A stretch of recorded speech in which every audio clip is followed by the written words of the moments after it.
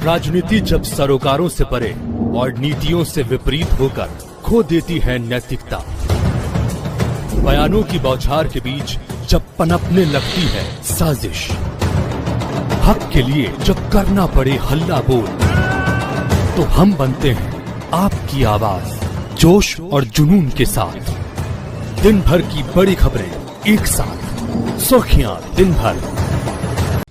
ગુજરાતમાં ફરી એક કાંડ બહાર આવ્યું છે। નીટની પરીક્ષામાં પાસ કરાવવા માટે 10-10 લાખ રૂપિયો લઈ અને નીટની પરીક્ષાઓ પાસ કરાવવાનું કૌભાંડ સામે આવી રહ્યું છે। થઈ શું રહ્યું છે આ ગુજરાતમાં?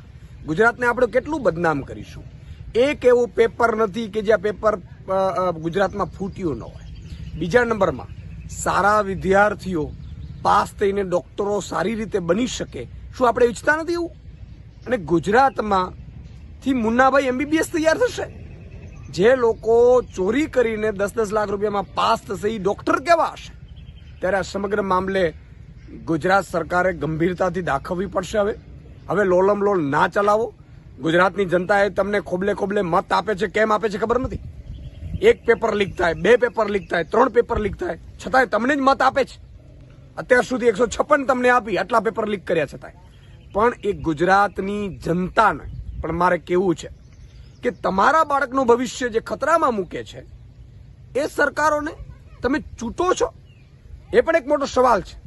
પરંતુ ખેર, અત્યારે નીટની પરીક્ષામાં લાખો વિદ્યાર્થીઓ હશે, એમના માતા પિતા હશે, એમના સગા સંબંધીઓ હશે, બધા ચિંતિત છે।